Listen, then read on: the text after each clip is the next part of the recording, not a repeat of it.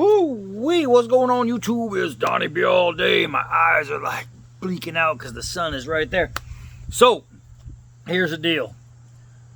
I have a collection of Esee Avispas. This one's a little wet because this one's SK5 and I've been using them every day for about a month, and it started getting a little caca oxidation on it because I've been using them and I didn't dry it off completely and clean it every time. So SK5 will oxidize on you because of the carbon content. This one I believe is the D2, and this one is the AUS8. So now these are all the steels you can get in the Esee Avispa platform, right? Which is all the same knife. It's awesome freaking knife. I love these. So basically this is what happened. I bought myself an Esee Avispa in AUS8 quite a while back. Actually, D2 was the first one I bought. I bought a D2, then I got an AUS8. Thought I was getting another D2 in a different color, but I got an AUS8 instead. It was by mistake, but now I'm glad it happened. And then old Scabber sent me a SK5 after I sent him a D2. And he said, well, check this out. I think I sent him a Scab. Did I send you? We'll find out. We'll find out. He's climbing to 5,000, so we'll find out when he gets there because he'll get all excited and be like, oh, this is my favorite knife because D-Bad sent it to me. So basically, of the three steels, I wanted to find out what steel, if any, are going to be better for you. And so this is what I did. Ever since I got the one from Scab in the mail, I decided this is what's going to happen. I'm going to take all three of them and I'm going to sharpen and hone them. Hone them up. I didn't really need to sharpen them. So they all had pretty much of an even go. But what I did first is, because I use these two all the freaking time, especially my D2. I use this a lot. This one was brand new out of the box, so I said, well, I need to use it harder. So basically, here's what I did. For the first 2 weeks I had this, I used this every day, and I made sure I gave it regular use without using these. Once I used it for 2 weeks, then I said, okay, now I'm going to take all three of them, and that's when I put them to the strop and stropped them up. So they were all pretty much dead nut even as far as the edge goes. So then for the last 2 weeks after that, what I did is all three of these, I took every single day and I cut the same thing. I would either drag them through cardboard, drag it across a plastic bottle, or cut frozen hot dogs. That's what I did every day for 2 weeks. I did all three, the same amount of cuts, the same material cut, usually the same exact thing. So I cut with all three to see if one was going to wear faster than the other and to see if there was a distance or a difference. Duh. So now this one is the AUS8, and I love it. It opens nice and quick, nice and easy, closes nice and quick, nice and easy. So fast. I don't know why this D2 one, I don't know what goes on with that, but it is so fast. Some are faster than others, I'm finding out. But that was fast. That is fast. I just freaking love them. Remember, my hands are 2XL. So I just caught my thumbnail. I don't know if I could even show you. Look at that. Just caught my thumbnail closing this with the SK5. Closing this one, just doing this, and my thumbnail caught right there, and it went right in. So yeah, I've seen different people have different reactions with this. Me being left-handed, I open my knife up through the thumb stud on the right side of the blade, and I'm not sure if you can see, but it's much smaller than this one, right? So here's the deal. If I'm right-handed, that's going to be even easier, but I'm a lefty, and I have no problem opening it with the tiny little nubby one, right? So, I mean, if you're having issues opening your Esee Avispa, and you can't find a way to either lubricate it to get it better or loosen it to get it better, send it in. They'll send you one back. But because it should be pretty easy to open if I can open it with gigantic hands on a tiny thumb stud. So I got this little Costco pamphlet, and I want to see if we can do a little cut with each edge to see. And I haven't honed them up. It's been a couple days since I used them because I knew I was going to be making this video. Wasn't sure when, but it's going to be right now. So this is the SK5. Still pretty good. This is after a lot of use, guys. I mean, a lot of use. Let's see here. This is the AUS8. That's pretty good. That's pretty good. And this is the D2. See, I'm running out of good old real estate here. Uh-oh. I think I just need a new page. I don't know why I'm trying so hard to hold on to that old page. And it's cutting no problem. All of them are having no problems cutting. What I'm going to do is I'm going to cut through the spine of this little fold out here. This is the D2. And it goes through all of the pages, no problem, as does, I bet, the SK5. No problem, as does the AUS8. No problem. This AUS8, I'm assuming the last time I honed it up, I think the AUS8s are usually easier because they're not as hard of a steel as these. So it's probably easier to hone up. So who knows, it might take, but these hold an edge longer. So you're kind of in there. All right, let's go try and do some push cuts on some nylon cord, and we will see how that goes. Let's see, I got one dog there. Oh, good, and the other one just died. I think Roscoe over there is just laid down and called it a life. Oh, never mind, he's still alive. All right, so let's go over here. From the last video I did, I still have all stuff hanging around, so we're gonna take the tire off. Well, that took forever. All right, so now what we're gonna do is we're gonna take the nylon rope, the 1/2-inch nylon rope, and we are going to test all of these.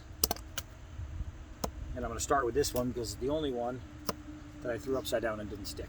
All right, so this one is the SK5. We're gonna do just a push. Bam. No problem. AUS8, just a push. Well, I did a little saw, but it was more accidental. Let's try again. Nope, I had to, whoa, I almost took off a finger there. Just did, I slid, and this finger right here almost came off. So the SK8 actually took a little bit of sawing to get through. Let's see, with the D2. And the D2, no, I pushed and then I just stopped pushing, I think, at the end. But the D2 went straight through. So all of them did good.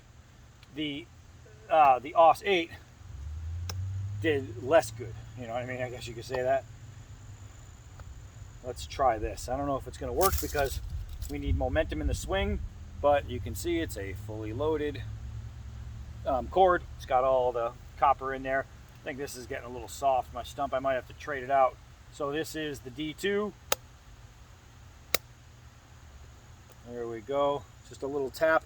I went through all of the metal, not all of the rubber. I probably could have swung a little harder. The AUS8, I decided to do the same swing. It didn't go through all of the material the way the other one did. And the other one went through most. I'm going to swing harder to make it more fair.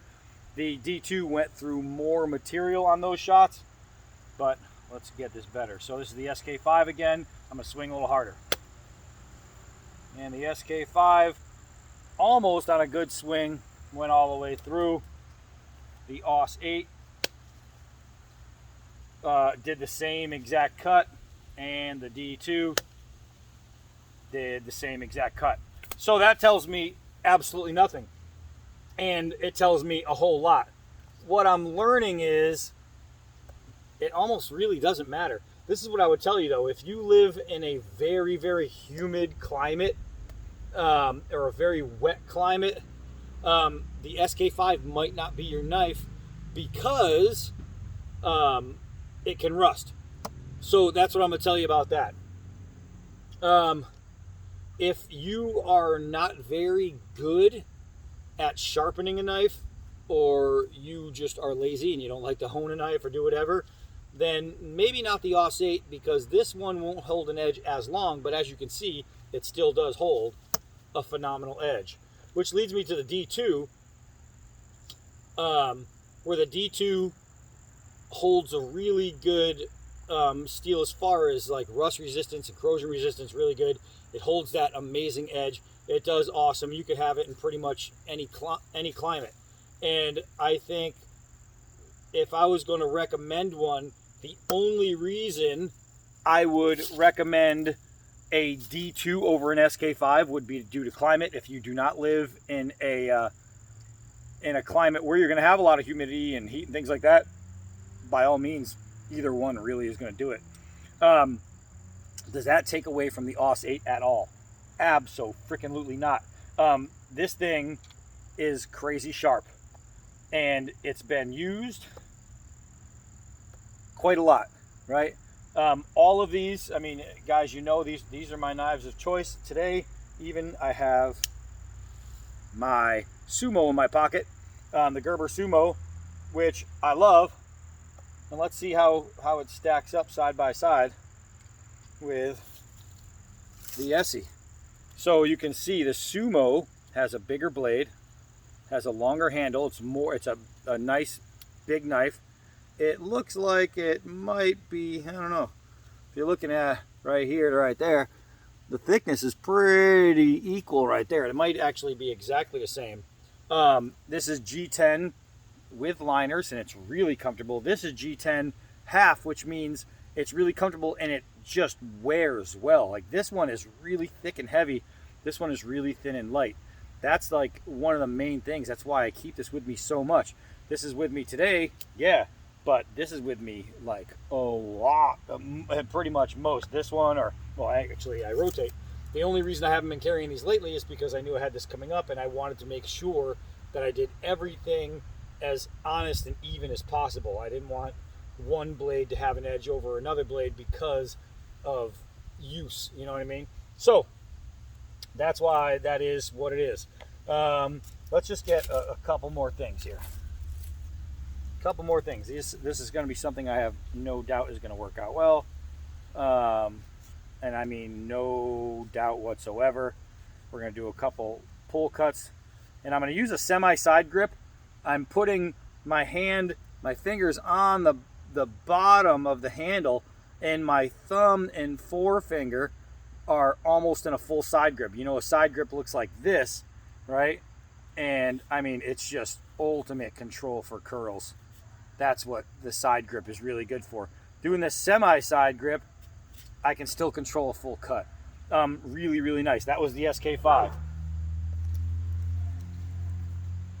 Uh-oh. Hey, hey, hey, hey, hey, hey, hey, hey, hey, hey, get over. Damn dogs. All right, so we're gonna do it with the AUS8, and you could see it. Easy, easy money. I have to say that it may just to bend my angle, but the SK5 at first seemed like it was cutting a little better, but after that, maybe not. Maybe not. It was probably exactly the same. The D2, man, I mean, they're all just accomplished cutters. That's what they do. These knives are for cutting. While we're here and we have it out, why not use the same grip? Wow, that feels so much different. You don't realize it until you go from one to the next. Those are so comfortable for this grip. Wow. So let's see. Wow, look at the difference. I gotta say, the Sumo, the grind on these, the bevel, is completely, even though they're all flat, it's still different. Those felt a lot better and gave me better cuts. This is going to do it all day long. All freaking day long it's going to do it. But it didn't do it as nicely as those. That's kind of crazy. I didn't expect that. I mean, flat grind versus flat grind. I mean, don't know why. Don't know why. She swallowed a fly. Perhaps she'll die. I am Donnie B all day. Until next knife.